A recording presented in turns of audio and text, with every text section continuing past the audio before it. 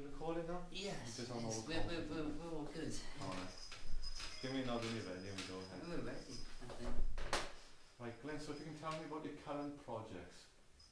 Right, the current project is the project we've been waiting to do now for many years. Luces Cuadro was the sort of idea for a concept of a band or group of artists coming together that I would say, if you're working towards a common goal of not so much recreating classic rock or trying to move forward with some of the ideas behind a lot of the things you get with classic rock, then that was what I would probably call it. Something like that, sort of a meeting of minds, as it were, and if you focus on that one thing and carry it through to fruition, usually it works out fantastically, but it's very difficult to achieve. So this is the point in time where I feel comfortable enough to be able to launch this year finally. Okay, and where did you meet the band members? Are they friends? Or? No, I tried to source musicians from all over Wales or Cardiff. I'm from Cardiff, I grew up here in Cardiff. I've created wherever we've gone in the world, we've always said where we're from, and that's basically it. Yeah, they're all from Cardiff, they're all Cardiff based, you know. So how important is it for them to be from Cardiff? It's just a personal thing.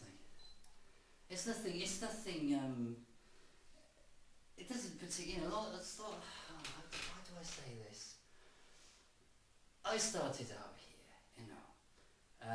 I cut my first professional record at a youth project that's still going, thank God, called Grassroots in Charles Street in town. And it was in those days it was a hard struggle. You had to move up to London, you had to get yourself into gear, and you had to motivate yourself to make it properly in the entertainment industry. So I do see people and musicians quite young or some not so young who still trying to wonder how they can get into it professionally, how, you know, you can self-publicise now with the internet or whatever, but then you always find someone who's just incredibly creative but hasn't got a clue business-wise or how to project themselves, and I suppose that's it in a nutshell. Finding people who you can help, hopefully, or give advice to in a way, you know, just to bring them up to a sort of a standard. So what is the goal behind the band you put together? Oh, you have one. Pure rock and roll lunacy that we haven't seen in far too many years. And if you could tell me about the Summer Solstice you were involved in. Right. This is the story, how this is happening. I finally, after arriving back in Wales, after working pretty much underground for well over a decade abroad, and I came back here, I gave myself a template of 4 years, but my initial brief, 4 years, literally bum around Wales, if it meant just with a guitar, a rucksack, a camera, a couple of mics, make some music, go back to wherever and put that out as a DVD, and that was going to be it. Now, when I initially arrived, after a lot of persuasion from a very old school friend, he also advised me maybe I should take up some sort of music tech course, and that's when I encountered the Atrium, which is the media university here now in Cardiff with the University of South Glamorgan. And I walked through the door on an open night, and the very first person I ran into was Jim Barrett, who is their professor, writes all the courses. Within 5 minutes over a coffee, he said, "We need you." I said, "Oh," I scratched my head. I said, "What's going on? You know, what do you need me?" It's okay. Well, we have an international advanced music research programme we've just started here is going to start in October. This was about 3 years ago, so. And we've got Oxford physicists, we've got producers from Greece, we've got old season keyboard players from whatever bands, and all sorts of people, group of 12 people. And I looked around at him and I said, this is an experiment, you want to control, you want to control, I don't want to control, you want a guinea pig. I said to him, you want a guinea pig? I said, yes, we want to. You've got the most experience of being on the road and studios, and you get on with engineers, because I've always got on well with engineers and technicians. Even if I don't understand half of it, at least I understand half of it. Yeah? So that's always good to know. So that's how that started, and yeah, Jim Barrett changed how this has all happened. So in between that time and this time, I'd managed to set up a small community media company, things like that. I've lost the track of the original question. What was the original question? Okay, tell me about how the summer solstice. Oh, the summer solstice, yeah, right. Okay, the summer solstice. So I thought the time was right, finally after many years, to be able to launch a quad. Now this is where I have to get this correct. It's not a commercial rock act. You have things like Bruno Mars, Lenny Kravitz isn't really doing it anymore. Prince has got his own audience now in America. He is his own thing. He's not. You look at mainstream. Mainstream is X Factor, the SC word, Cowell. You don't mention that, obviously. And that's what you see. When I first saw the charts a few years ago here, it was X Factor, Britain's Got Talent, and that's what you call pop culture. And whoever musician starts moaning to me about that, I say, well, look at the Bay City Rollers, look at Alvin Starr, look at the Wombles, look at, the Melanie thing. I've got Melanie, the Wurzels did Melanie. I've got a brand new pair of combine harvesters. So if you're looking at the mainstream, that's the mainstream. That will always be like that. People will moan, okay, we don't have the diversity that we had. Whereas you could have something like Culture Club and Motorhead or in the same bill anymore, which is wrong, and we should have Top of the Pops back, definitely, because it just opens people's minds to different things and creative things. It's good for the country. Everyone in the world wants to play on Top of the Pops, I think, don't they? So there we go. So that's the mainstream. So what Luces Cuadro, quasi-mainstream, possibly?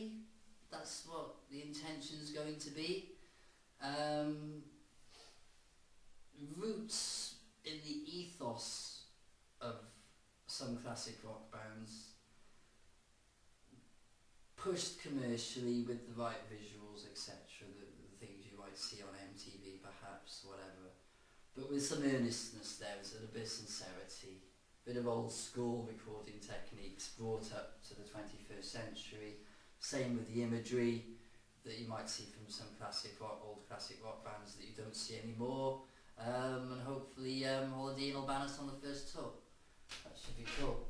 Yeah. Right, so if you could tell us about the summer solstice, when does it take place, where and how long, and who are the acts? Right, summer solstice. Right, so the preempt of this was I was going to launch the commercial Luces Cuadro, basically a rock album with full publicity media backing next year into April, May, towards end of April 2015. And I rang my mum in February. That was a mistake. And she gave me the biggest ear bashing in the world. She was a showbiz secretary for my father for well over 30 years. She knows the business better than most in the country. Now my father's dead, she probably knows just as much as as he did, so she might be one of the smartest people in business. And she said, there's no way you can do this, Glyn. Proper ear bashing this was, proper off your mother. You might be sort of known in industry circles, but at the end of the day, you ask someone on the street who you are or whatever, and they haven't got a clue. And I said, this is true. This is true. You're right, man. So she basically says that you've got to get out there. So I hummed and ahed, and I thought, well, I'm not going to play in a pub. I'm not going to busk. What do I do? But then I remembered we'd done a show back in 1999 on Denmark Street in the proper, there's a lovely venue on Denmark Street, gallery and everything, and we did a show for Arthur Pendragon. Now, Arthur Pendragon is the guy you see on the news in the full Arthurian regalia, and he's many things. He calls himself the reincarnation of the once and future mythical king, which I think is absolutely perfect because it's the reincarnation of a myth. So he's not saying I am reborn, he's like, this is the physical incarnation or a reincarnation of the myth. So, and he's a very wonderful, sincere man. He's what you could call an eco-warrior, as per se. He's the leader of the Druids movement here in Britain, which is very important as far as Stonehenge is concerned, because they're trying to commercialise Stonehenge. I was there the other day. By accident, my sat-nav went nuts, and it took me to Stonehenge instead of somewhere else, and it wouldn't let me leave Stonehenge. I was driving around Stonehenge 3 times. There you go, that's the cosmic energy. And I saw the visitor centre, which looks like a bundle of sticks, and then I saw Wally trolleys. Now, Wally trolleys, it's like a Land Rover with a couple of carriages behind, like a little train.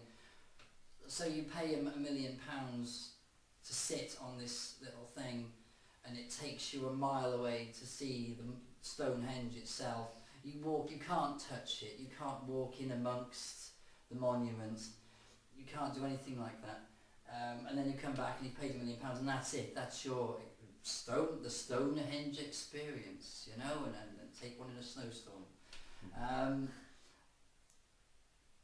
Not great, you know. So the 4 times a year where English Heritage allow us to walk in amongst the stones is quite precious. And if it wasn't for people like Arthur Pendragon, King Arthur, whatever, and his friends, who everyone laughs at, the Druids, and they're not stupid people. These are very highly intelligent, qualified, major jobs all around the country, around the world, who work on our behalf to make sure we have access to Stonehenge. Anyway, I'd done a show for him in '99 as the side guitar player, as the side man to the Bard of Ely, who's a Welsh bard, Steve Andrews. Back in '99, I was his side guitar man for this show. And it was a wonderful show. They turned up, it was something like Monty Python. I was waiting to see coconut shells and rabbits with sharp pointy teeth. And it was wonderful. So I thought, okay, these are people I know. I've got a load of Celtic-y acoustic tunes that I just play for my friends around campfires or even in this room. You know, I'll play. But they're not really commercially viable unless you're the last Nick Drake fan on the world, you know. And I thought, well, I've got all these tunes that I've had since I was a child. But then it might go down well with Arthur Pendragon's crowd. So I rang his press office and I spoke to them, and they said, oh, no, sorry, let me get this right. I asked them about the vernal equinox, which is the spring equinox, when it's the start of spring and they allow you access to the site. Now, I wasn't thinking, I'm not going to turn up there with an acoustic guitar in the middle of the street. It's not going to work, it'll be absolutely awful. So I said, look, are you guys going to be going to a pub nearby or a venue nearby afterwards, and I'll come along and I'll sit in a corner and I'll just play some of these tunes. And I said, oh, there's something coming up a couple of months after. So I left it. I just thought, okay.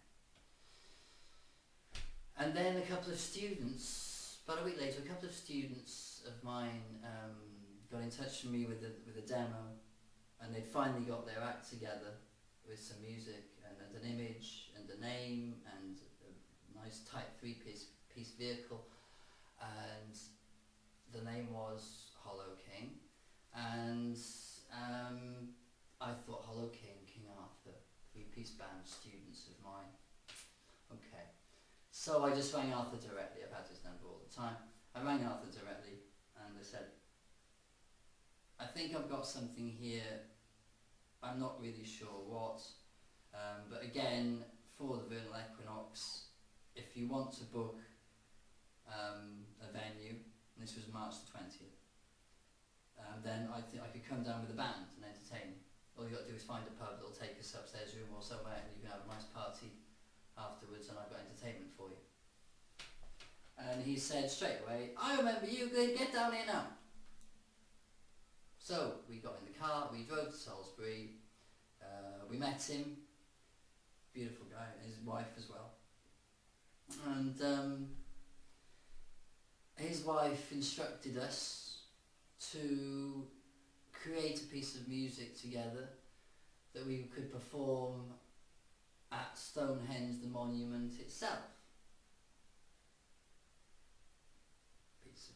Piece of the proverbial. The brief given, and this is from Arthur Pendragon's wife, okay? The brief given was primal, Celtic, and Led Zeppelin. Oh God, I thought... okay, they were asking the impossible. Okay, I'll just swing Jimmy Page now and just say, give us a hand here. You know, but obviously I don't have his number. I wish you'd send it to me. So, we went away with that buzzing in our ears. We spent about an hour or so writing a song, kept the lyrics very simple but to the point and on the subject. I did a bit of science with the acoustics because you're on the side of a hill. It's gonna be windy, it could be raining, it could be snowing in June, you know, you don't know. It's gonna be freezing, it's 4 or 5 in the morning when the sun comes up. So I did a bit of science with the guitars.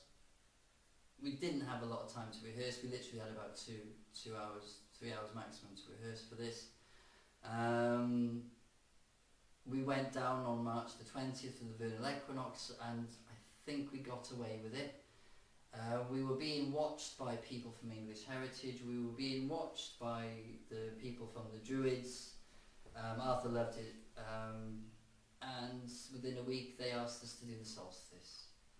Now, in between obviously that time and this time, my students have gone on to do other things. There was only an exercise for my students, and that's when I thought, right, Luces Cuadro,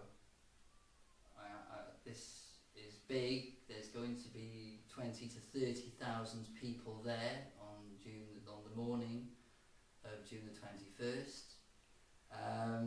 Just to recap, Glyn, you played one song?